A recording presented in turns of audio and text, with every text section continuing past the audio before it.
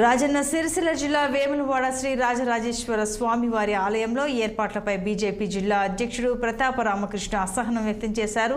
రాజన్నను దర్శించుకోవడానికి వచ్చిన భక్తులకు కేవలం నామమాత్రంగానే సదుపాయాలను ఏర్పాట్లు చేశారని ఆరోపించారు. ఆలయంలో ప్రధానంగా కోడె మొక్కులు అద్భుతంగా జరుగుతున్నాయని ప్రతాప రామకృష్ణ తెలిపారు. మహాశివరాత్రి ఉత్సవాలపై ప్రతాప రామకృష్ణతో మా ప్రతినిధి రఘు ఫేస్ టు ఫేస్. దేవస్థానంలో శివరాత్రి జాతర మహోత్సవం అంగరంగ వైభవంగా జరుగుతున్నది. మనతోని మాట్లాడడానికి రాజన్న సిరిసిల్ల జిల్లా బీజేపీ అధ్యక్షులు ప్రతాప రామకృష్ణ గారు ఉన్నారు. వాళ్ళని అడుగు తెలుసుకుందాం. చెప్పండి అన్న, ఇక్కడ జాతర ఏర్పాట్లు ఎలా జరుగుతున్నాయి, అసలు ఏంటి?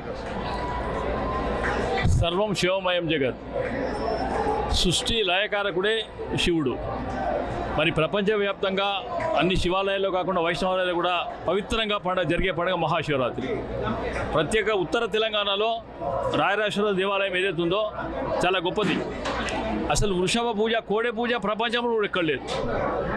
అంటే దాదాపు నందీశ్వరుడు అనుగ్రహం తీసుకున్న తర్వాతనే, పర్మిషన్ తీసుకున్న తర్వాతనే ఈ భగవంతుని దర్శనం చేసుకున్న నాన్న మొట్టి నుంచి వస్తూ ఉన్నది.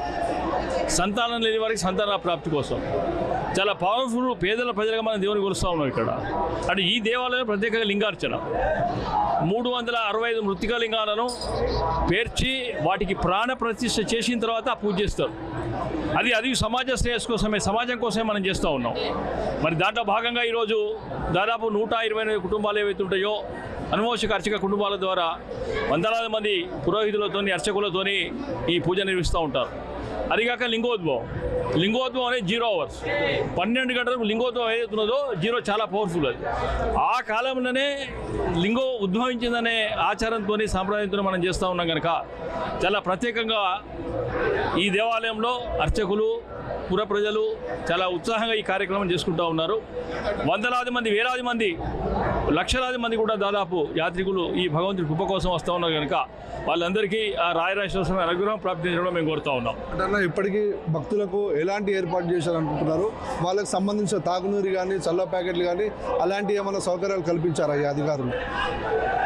ఇవన్నీ కూడా సరే, దేవాలయంలో ఉన్నాం కానీ భక్తుల గురించి సదుపాయాలు ఏవైతే ఉన్నాయో నామమాత్రం సదుపాయాలు ఏర్పడుతూ ఉన్నాయి.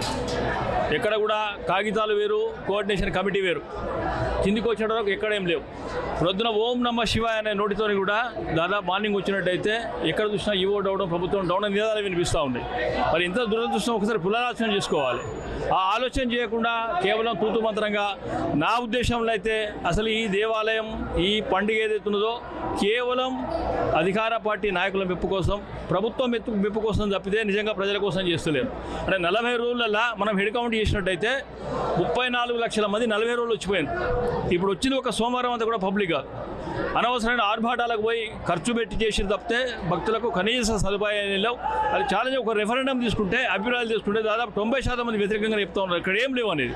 మరి దాన్ని కూడా ప్రభుత్వం పునరాలోచించాలి కనుక ప్రభుత్వం కొత్తగా వచ్చింది, ప్రభుత్వం మీద మాట్లాడే పరిస్థితి కూడా లేదు.